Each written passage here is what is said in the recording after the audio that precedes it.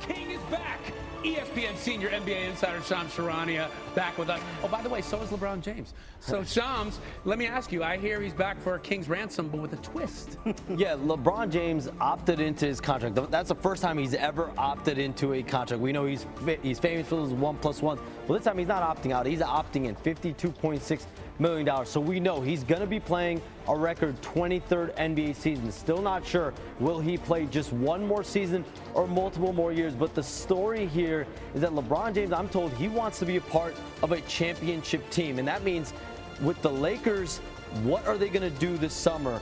Clutch Sports CEO Rich Paul told me today that they understand where the Lakers are at, building for the future, building around LeBron James, as he says right there.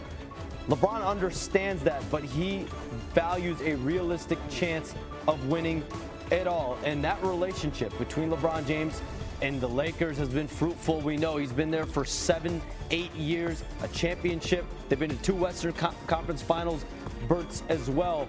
But we see right there, he's appreciative of the opportunity. Now, what are the Lakers going to do this offseason? And if anything, this throws a new wrinkle into free agency.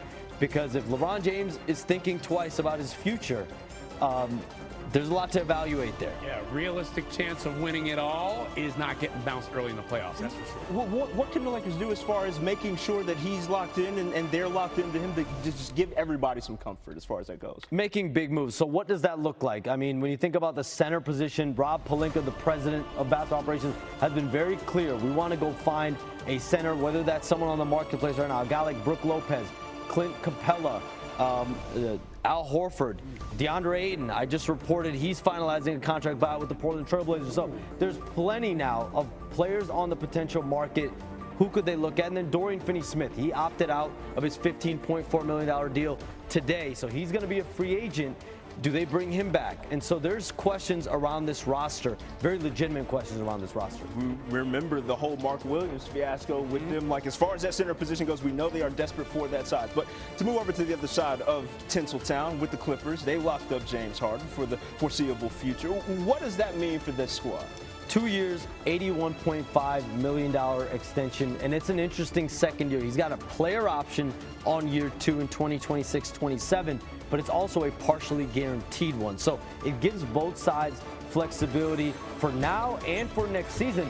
I think the Clippers right now are looking more the offseason of 2026. I'm told they're projecting potential max salary space next offseason, and so given that, the Clippers are going to try to look to add to the roster, and I think even this offseason, they're going to be active with the mid-level exception, about $15 million in salary space per year to use this offseason.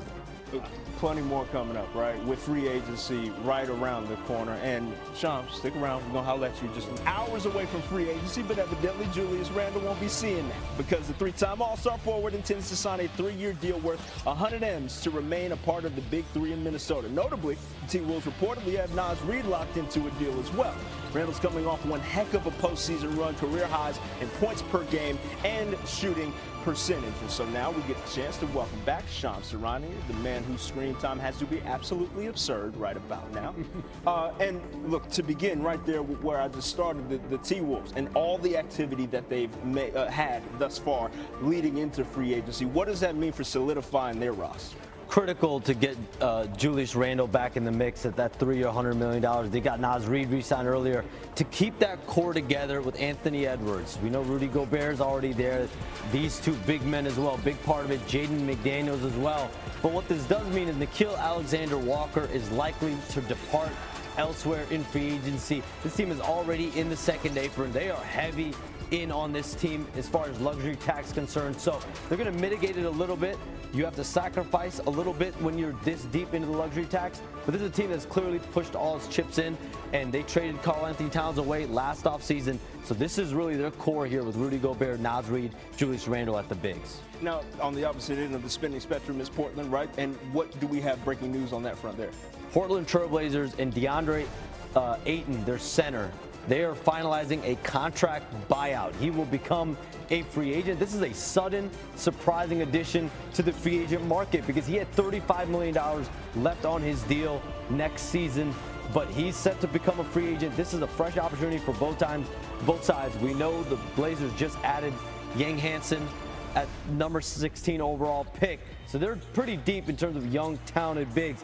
Listen, Deandre Ayton is one of 4 players to average 10 points, 10 rebounds the last 7 seasons in the NBA. And remember, just in 2021, he was a top 3 player on that Suns team that made it to the NBA Finals against the Bucks. So this is a guy that has a lot of talent. Yeah, when he came over from Phoenix, he was supposed to be the future. Now on his way out, they got Donovan Clingan and Hansen, like you said, so we'll see where they go. Another Western Conference team making moves, the Rockets. What's the latest move from them today? I think this was a little bit of a surprise. Jabari Smith Jr. agreed to a 5-year, $122 million deal, rookie extension with the Rockets. So not the deal was surprise, but the fact that he's the first rookie extension guy off the board in that class. And so he's the only player in the 2022 draft class that have 2,500 points, 1,500 rebounds.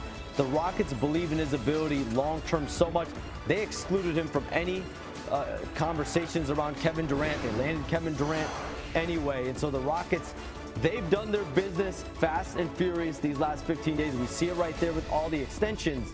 They give Ime Udoka massive extensions, Steven Adams, Jabari Smith, retain all their free agents, Fred VanVleet, Jayshawn Tate, Aaron Holiday, Jeff Green, and the biggest of them all, the acquisition of Kevin Durant. Yeah, similar to Minnesota, right? They know where they're at, where they are in this Western Conference, so make the push when you can. Now, Shams, Detroit Pistons guard Malik Beasley made some headlines today with gambling allegations.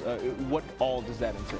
So I'm told federal investigators are probing Pistons guard Malik Beasley on allegations of gambling on NBA games and prop bets. And the allegations stem from the 2023-24 NBA season, I'm told. And his attorney told me today an investigation is not a charge. Malik is afforded the same right of the presumption of innocence as anyone else under the U.S. Constitution.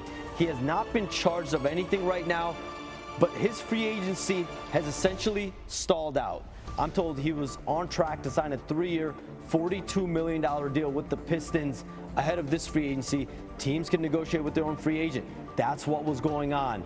But now these talks are paused. This investigation is active and ongoing. Yeah, tough situation there. I mean, like you say, investigation, not a charge, but still not a lot teams can do with him while all that's happening. Sham Sharani with the various latest with the NBA. Got a lot coming up from you over the next couple all days. week. First, we've got breaking news here on SportsCenter involving somebody on the NBA Mount Rushmore. We welcome in senior NBA insider Sham Sharani. And Shams, 5 p.m. today, the deadline for players or teams to exercise options. One of those players with the decision to make is LeBron James. What more can you tell us? Phil, LeBron James is opting in to his nearly $53 million player option for the 2025-2026 season. So what we do know is he will be playing a record 23rd NBA season. Still not sure whether he's going to play one more season or he has multiple years left. But I'm told he wants to compete for a championship next season, and he is uncertain about the Lakers roster moving forward. And my understanding is James is supportive of the Lakers positioning themselves around Luka Doncic, building for the future. And Rich Paul told me this morning, the Clutch Sports CEO, that the Lakers